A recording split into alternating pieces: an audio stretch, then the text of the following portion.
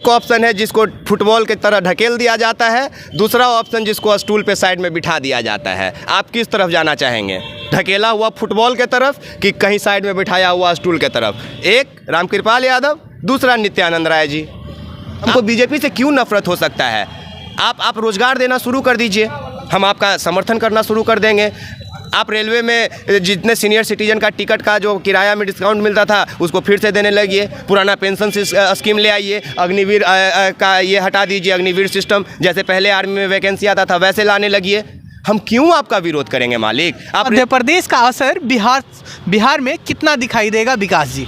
आप सवाले उल्टा कर रहे हैं। मध्य प्रदेश का असर बिहार में नहीं दिखेगा, ये बिहार के असर दिख गया मध्य प्रदेश में।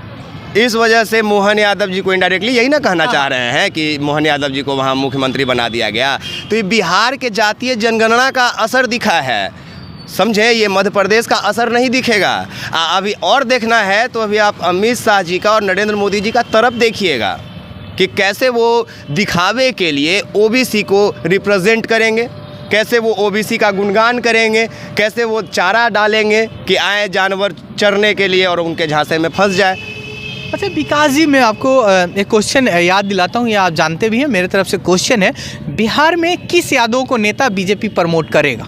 बिहार में किस नेता को बीजेपी? मैं आपको इस पे दो ऑप्शन देता हूँ। एक ऑप्शन है जिसको फुटबॉल की तरह ढकेल दिया जाता है, दूसरा ऑप्शन जिसको स्टूल पे साइड में बिठा दिया जाता है। आप किस तरफ जाना चाहेंगे, ढकेला हुआ फुटबॉल के तरफ कि कहीं साइड में बिठाया हुआ स्टूल के तरफ? एक रामकृपाल यादव, दूसरा नित्यानंद राय जी।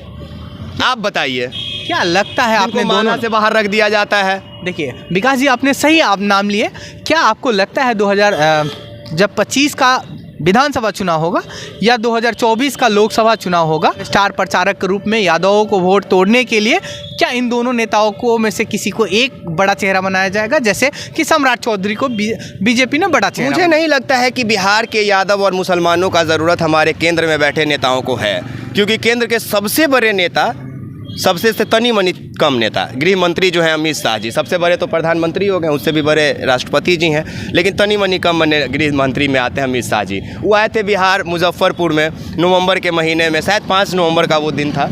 आए और भाषण दिए और कहते हैं कि बिहार में जातीय जनगणना का जो है वो रिजल्ट सरकार मनमाने ढंग से निकाल दिया है और मुसलमान और यादव का संख्या जान के बढ़ा दिया है, तो हमको इसका ज़रूरत है नहीं।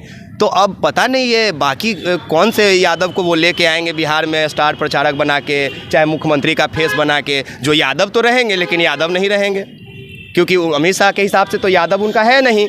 तो जो यादव को लेके आएंगे या तो यादव नहीं रहेगा या तो यादव बनावल यादव रहेगा। अच्छा, आपको याद होगा कुछ दिन पहले कई बड़े बड़े नेता बीजेपी के बोले थे कि एक तीर से दो निशाना। मुझे सिर्फ एक ही बात याद रहता है और वो है लालू प्रसाद यादव का बिहार में अडवाणी जी का रथ रोक देना और उसी रथ पे नरेंद्र मोदी जी का सवार होना। ओबीसी के नेता है ना, ओबीसी का बेटा बोलते हैं, काहे खड़ा थे लाल कृष्ण अडवाणी के रथ पे, काहे नहीं लालू यादव के समर्थन में खड़े हो गए? अरे चलिए, आप राजनीतिक पार्टी के समर्थन में नहीं खड़े होते साहब, आप अपने समाज के साथ तो खड़े हो सकते थे। देखिए रथ यात्रा, ये बात जिसको याद रहेगा ना उसको कुछ और याद रखने का ज़रूरत नहीं रहेगा। हम आज ठगने जाने वालों में से नहीं हैं, आज हमें आप लॉलीपॉप नहीं दे सकते हैं। क्या कितना % लगता है कि बीजेपी में यादव टूट के चले जाएंगे या बड़े नेता यादव के बीजेपी में टूट कर चले जाएंगे? हम चाहते हैं कि सब नेता यादव चला जाए टूट के बीजेपी में, आप बीजेपी हो जाए यादव में। अच्छा, एकदम बढ़िया रहेगा। विलय कर लेकिन पूरा नहीं बोला। चल सुनिए, क्या कितना % टूटेंगे? 1%, 2%, 0%? बस परसेंटेज में बता दीजिए। तो 1-8% टूटियो गया तो क्या हो जाएगा भाई? नहीं, मैं ये बिल्कुल नहीं कहूँगा कि यादव टूटे वाला है, मैं बिल्कुल नहीं कहूँगा। मैं कहूँगा कि टूट जाएगा। चलिए 2% टूट जाएगा, ठीक है। हाँ। हो सकता है कि बीजेपी यादव को तोड़ने में लग जाए और कहीं उनके अपने कोर वोटर समाजवाद के साथ ना हो चले, तो ये गणना एकदम सटीक नहीं हो सकता है राजनीति में कि यादव टूटे वाला नहीं है। ये तोड़ जोड़ चलता रहेगा, बिल्कुल यादव टूट सकता है। कई लोग हैं जो मोटिवेट हो गए होंगे कि मध्य प्रदेश में यादव को बना दिया गया मुख्यमंत्री, लेकिन बिहार का क्या? बिहार को किससे फ़ायदा होगा? क्या मध्य प्रदेश में फिर से पटवारी घोटाला नहीं होगा? क्या मध्य प्रदेश में फिर से एग्जामिनेशन टाइम पे होगा? रोजगार मिलेगा? सवाल ये है। और अगर होता है ये सब चीज़ें तो मैं समर्थन करता हूँ, फिर वहाँ पे पार्टी की बात नहीं होनी चाहिए। आप समर्थन करते हैं कि बिहार में भी बीजेपी की सरकार आए?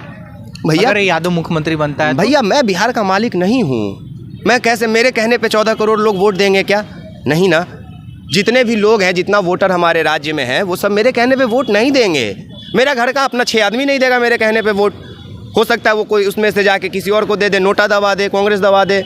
एक ही पार्टी है क्या? ये क्यों हम लोग मान लिए हैं कि अगर हम मोदी जी का या बीजेपी का विरोध करते हैं तो हम आरजेडी का समर्थन करेंगे या कांग्रेस का समर्थन करेंगे या इंडिया का समर्थन करेंगे? आने दीजिए उन लोगों को सत्ता में, उन लोग का भी विरोध करेंगे। एक पत्रकार का नैतिक जिम्मेदारी होता है कि सत्ता के हमेशा विरोध में रहे। अच्छा, बीजेपी यादव में किस नेता को प्रमोट करेगी? 2 नेताओं को छोड़कर बड़ा नेता, कोई नया चेहरा? यादव नहीं आ रहा है, राजस्थान जैसा हाल हो सकता है, कोई नया चेहरा को बना दिया जाएगा। मोहन यादव जी एकदम गुमनाम थे, अचानक से उनका नाम आ गया। नहीं, बीजेपी में भी कई यादव हैं, कई यादव विधायक हैं। आपको मैं 2-4 नाम गिना दूंगा, कई यादव विधायक हैं। हमसे काहे पूछ रहे हैं? आप ही बोल दीजिए, हमसे ज़्यादा कम से कम आप नाम तो जान रहे हैं। हम तो बीजेपी में इतना कोई यादव का नामों नहीं जान रहे, क्योंकि उनको कभी प्रोजेक्ट नहीं किया जाता है। अच्छा, प्रोजेक्ट किया जाता है कभी? जब आके अमित शाह जी जब भाषण दे के चल गए तो जो रायता फैला के गए, उस रायता को साफ करने के लिए गोवर्धन पूजा मनाए हैं रामकृपाल यादव जी बापू सभागार में। और यादव आके कह रहा है कि हम तो गरिया खा लिया रहा था, हम तो गंगा नहाए आ गए हैं, हम नहीं आए हैं उसमें। यानी आपको याद है कि उस समय से बीजेपी कहीं यादवों के लिए मतलब कार्यक्रम तैयार है? टूटेगा कि नहीं मुझे नहीं पता, पर यादव और मुसलमान दोनों को अगर मिला दीजिए तो ऑलमोस्ट एकदम 30% कोर वोट है जिसके भी फेवर में जाएगा। और MY समीकरण सबसे मजबूत समीकरण माना जाता है। तो ये बात तो आप मान के चलिए कि जहाँ भी यादव जाएंगे, जिस पार्टी की ओर रुख करेंगे, उस पार्टी को सत्ता तक पहुँचा देंगे। अब ये राजनीतिक पार्टियों को चाहिए कि कैसे लोगों को अपने फेवर में करें। आप दीजिए ना भाई, हमको बीजेपी से क्यों नफरत हो सकता है? आप रोजगार देना शुरू कर दीजिए, हम आपका समर्थन करना शुरू कर देंगे। आप रेलवे में जितने सीनियर सिटीजन का टिकट का जो किराया में डिस्काउंट मिलता था उसको फिर से देने लगिए। पुराना पेंशन स्कीम ले आइए। अग्निवीर का ये हटा दीजिए, अग्निवीर सिस्टम जैसे पहले आर्मी में वैकेंसी आता था वैसे लाने लगिए। हम क्यों आपका विरोध करेंगे मालिक? आप रेलवे को बेचना बंद कर दीजिए। BSNL को आप चांद पे भेज चुके हैं और आपके ज़मीन पे उछल नहीं रहा है, पता है कि नहीं बात? जिस सैटेलाइट से चल रहा है, जो ये भी चंद्रयान 3 भेजा गया है, उसमें नेटवर्क जो काम कर रहा है वो BSNL का है, लेकिन हमारा ज़मीन पे नेटवर्क BSNL का सबसे गर्त में गया हुआ है। तो आप इन लोगों को मजबूत करना शुरू कीजिए, हम बीजेपी के समर्थन में शुरू हो जाएंगे। हमारे जाति के लोगों को आप मुख्यमंत्री नहीं, प्रधानमंत्री बनाइए, राष्ट्रपति बनाइए, हमें कोई फ़र्क नहीं पड़ता इससे, हमें बिल्कुल फ़र्क नहीं। कल के डेट में अगर बीजेपी में तेजस्वी यादव चले जाते हैं और जाके वहाँ राष्ट्रपति बन जाते तो क्या हमें खुश होना चाहिए? नहीं, हमें अपने राज्य के लिए फिर से एक बेहतर नेता खोजना चाहिए जो हमारे विकास की बात करे। अच्छा, चलिए, क्या 2024 या 25 का, बिहार का 25 का चुनाव और देश के लिए लोकसभा का 2024 का चुनाव जात पात के ऊपर होना चाहिए या कार्य के ऊपर या विकास नहीं होता था क्या? बिहार में वोटिंग होता ही है कास्ट बेसिस और कुछ नहीं। जिस दिन और मुद्दों पे वोट होने लगा, उस दिन हम लोग कभी इस बात पे डिस्कस करते नहीं नजर आएंगे। चलिए, धन्यवाद।